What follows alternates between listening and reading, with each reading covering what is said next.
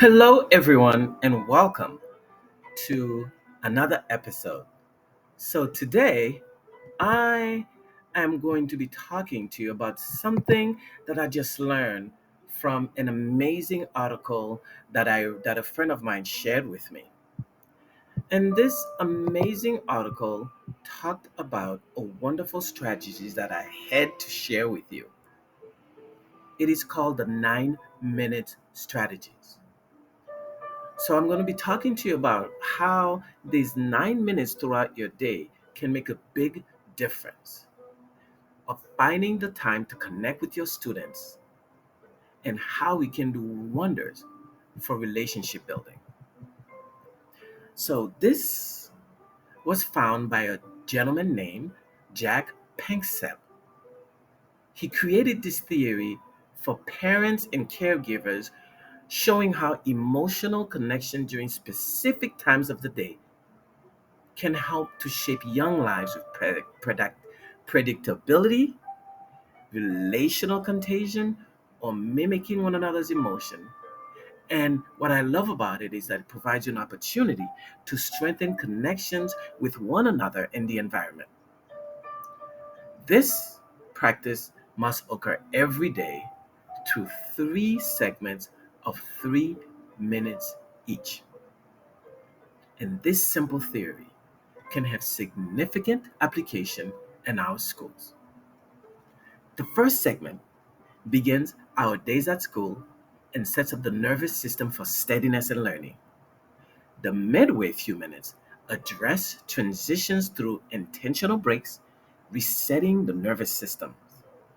How we intentionally exit or end the day with the last 3 minute segment of connection help us and our students to feel or experience a sense of closure and calm.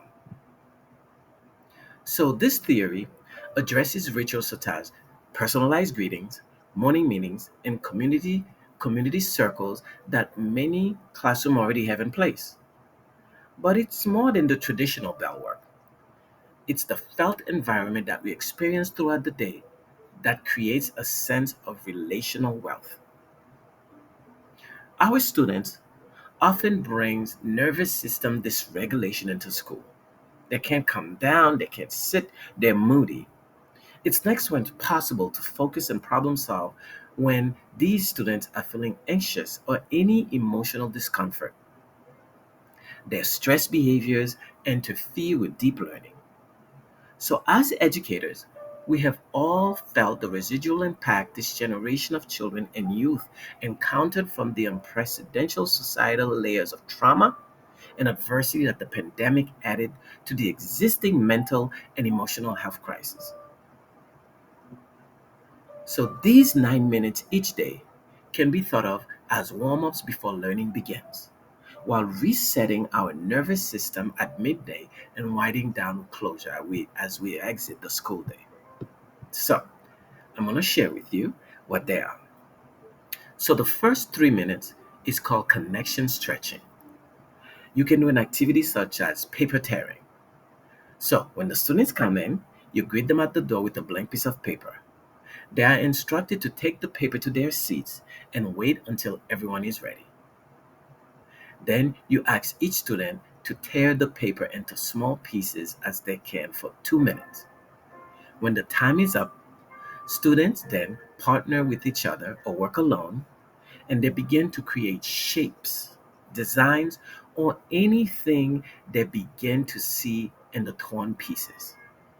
After a few minutes, students can share the designs with one another.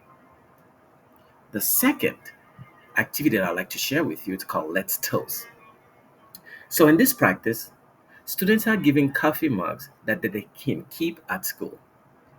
A few mornings each week, as we sit in our circles, we begin to toast each other, noting strengths, kindness, and attributes. We, you encourage the kids to either fill their mugs with water, or they could do juice, or even on special occasion, they could bring hot cocoa from home and pour it into that cup to share. The third one is called imagination starters. These are fun questions to share with each other as you warm up for our brains for learning. Questions such as, if you could hang out with any cartoon character, who would you choose and why?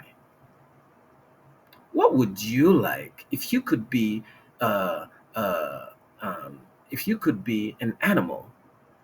What would you want to be that animal? Or questions like, what sports would you like to compete in if you were in the Olympics?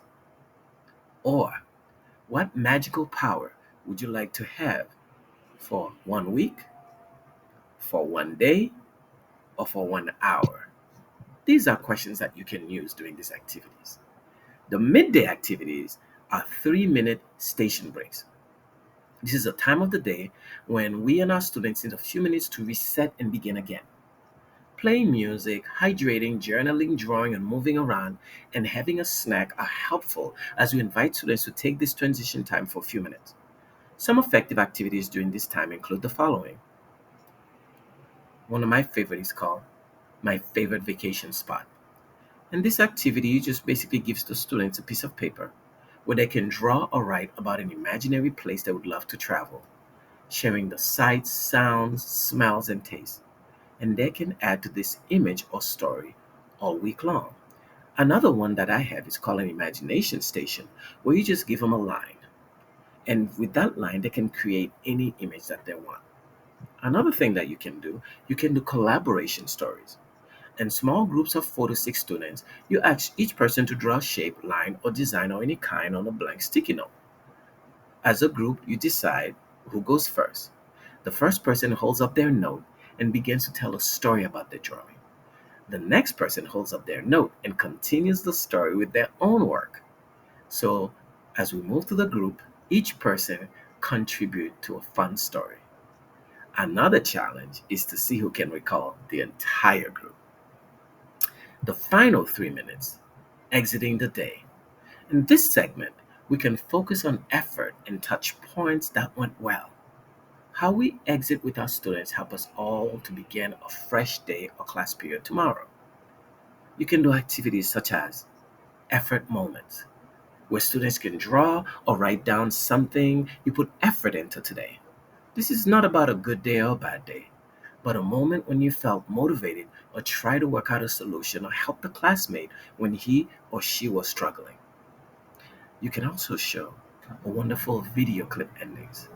Students begin by watching the first half of these clips, then write or draw their own endings using their imagination and personal connections to the content, or they can guess the endings.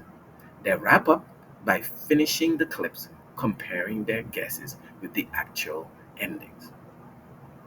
All of these activities are moments that we can create in our classroom where our students look forward to coming to school, where our students look forward to these activities every day. I tried it this summer when I was helping in a classroom this summer, and it worked. And I'm going to do it religiously in my classroom this year. All of these activities are so important to build connection, for your students to feel safe, for your students to feel good about who they are.